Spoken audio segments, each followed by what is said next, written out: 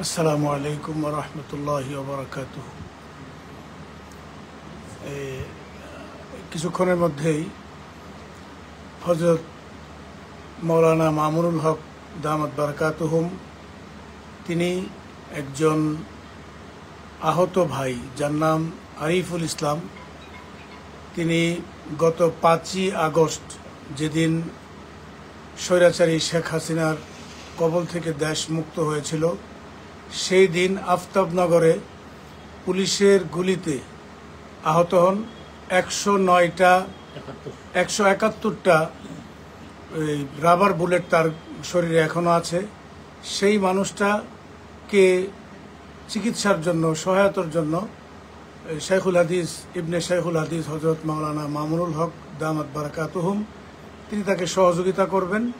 এ উপলক্ষে হযরত মাওলানা মামুনুল হক সাহেব এখন আপনাদের সামনে কিছু কথা বলবেন। ক্যামেরা কিন্তু ঘুরাই নেই।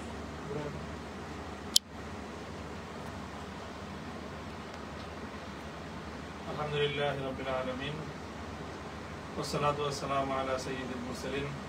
প্রিয় দেশবাসী, আমরা সকলেই জানি যে বিগত জুলাই মাসের বাংলাদেশে ছাত্র জনতার নেতৃত্বে যে অভূতপূর্ব এক আন্দোলন এবং আন্দোলনের শেষাংশে গণ অভ্যুত্থান পরিচালিত হয়েছে। কোটা সংস্কার আন্দোলনের নামে শুরু হওয়া এই আন্দোলন শেষে বৈষম্য বিরোধী আন্দোলন হয়ে এটি ফ্যাসিবাদ বিরোধী সংগ্রামে পরিণত হয়। সেই সংগ্রামে বিভিন্ন শ্রেণী ও পেশার মানুষ অংশগ্রহণ করে। বাংলাদেশের ধর্মপ্রাণ মানুষেরা ব্যাপকভাবে এই আন্দোলনে অংশগ্রহণ করেছে। তো এই আন্দোলনে বহু মানুষ হতাহত হয়েছে। আমরা জানি ইতিমধ্যে জাতীয় গণমাধ্যমে যে তথ্যগুলো প্রকাশিত হয়েছে তাতেই অনুমান করা হচ্ছে যে 5 শতাধিক মানুষের প্রাণহানি হয়েছে। কিন্তু আমাদের যে পর্যবেক্ষণ হলো, যেই পরিমাণ মানুষের লাশ গুম করা হয়েছে এবং তাদের পরিচয়কে হাইড করা হয়েছে, তার সংখ্যা এর চেয়ে অনেক বেশি হবে। সহস্রাধিক মানুষ এই গণ অভ্যুত্থানের আগে স্বৈরাচার বিরোধী, ফ্যাসিবাদ বিরোধী আন্দোলনের তারা শাহাদাত বরণ করেছেন। তো 1000-এর বেশি মানুষ যদি শাহাদাত বরণ করে থাকেন, তাহলে ক্ষত বিক্ষত, আহত, পঙ্গুত্ব বরণকারী মানুষের সংখ্যা এর চেয়ে আরো বহু বহু গুণ বেশি হবে। এটাই স্বাভাবিক। যে হাজার হাজার মানুষ যারা আজকে বাংলাদেশে জালিমের বুলেটের ক্ষত নিয়ে দিন দিন গুজরান করছে, অনেকে চোখ হারিয়েছে, অনেকে হাত পা হারিয়ে চিরদিনের জন্য পঙ্গুত্ব বরণ করেছে, আমাদের সকলের দায়িত্ব হলো এই সকল ক্ষতিগ্রস্ত মানুষগুলোর পাশে দাঁড়ানো এবং নিহত ব্যক্তিদের পরিবার পরিজনের পাশে সান্ত্বনার হাত নিয়ে, সহযোগিতার হাত নিয়ে আমাদের তাদের পাশে দাঁড়ানো উচিত।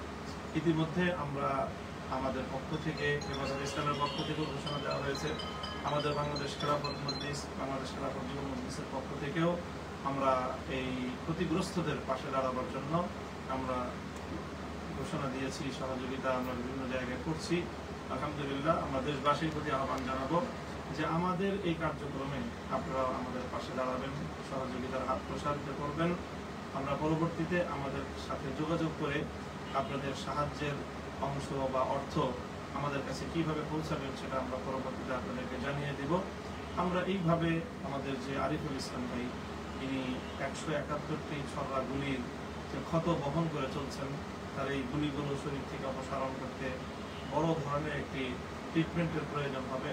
আমরা হয়তো এই মুহূর্তে যত সামান্য আর্থিক সহযোগিতা তাকে করবো, তার জন্য আমরা দোয়া করবো। এবং এই ধরনের আরো হাজারো আরিফ বাংলা প্রত্যন্ত অঞ্চলে ঘরে ঘরে এরকম রয়েছে, তাদেরকে আমরা খুঁজে বের করে করে আমরা আমাদের সাধ্য এবং সামর্থ্যের আলোকে তাদের কাছে, তাদের পাশে দাঁড়াবো, তাদেরকে সাহস যোগাবো, যেন আগামী দিনেও সত্যের পথে মানুষ এভাবেই তারা তাদের অবস্থানকে জানান দিতে পারে। সকলের কাছে সেই জন্য আমাদের জন্য আমরা দোয়া প্রার্থনা করি, যেন আমরা মানুষের সেবায় আমাদের সাধ্য ভূমিকাকে পালন করতে পারি।